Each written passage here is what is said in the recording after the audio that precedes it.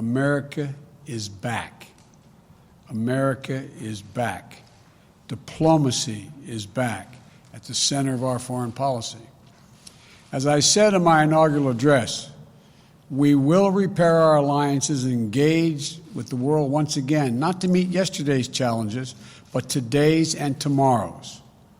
American leadership must meet this new moment of advancing authoritarianism, including the growing ambitions of China to rival the United States and the determination of Russia to damage and disrupt our democracy.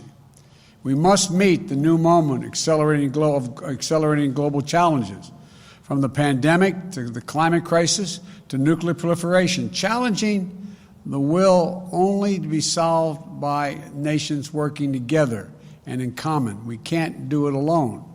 Over the past few days, we've been in close cooperation with our allies and partners to bring together the international community to address the military coup in Burma. I've also been in touch with Leader McConnell to discuss our shared concerns about the situation in Burma, and we are united in our resolve.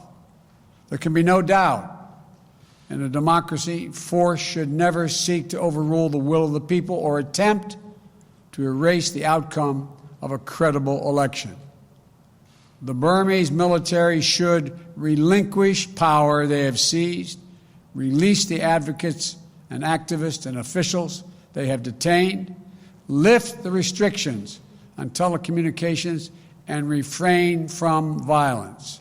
Yesterday, the United States and Russia agreed to extend the New START Treaty for 5 years to preserve the only remaining treaty between our countries safeguarding nuclear stability. At the same time, I made it clear to President Putin, in a manner very different from my predecessor, that the days of the United States rolling over in the face of Russia's aggressive actions, interfering with our elections, cyber attacks, poisoning its citizens, are over.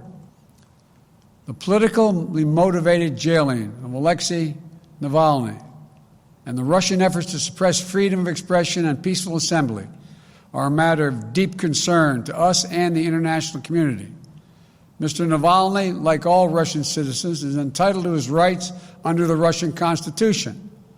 He's been targeted for exposing corruption. He should be released immediately and without condition. We'll also take on directly the challenges posed by our prosperity, security, and democratic values by our most serious competitor, China. We'll confront China's economic abuses, counter its aggressive, coercive action to push back on China's attack on human rights, intellectual property, and global governance. But we are ready to work with Beijing when it's in America's interest to do so.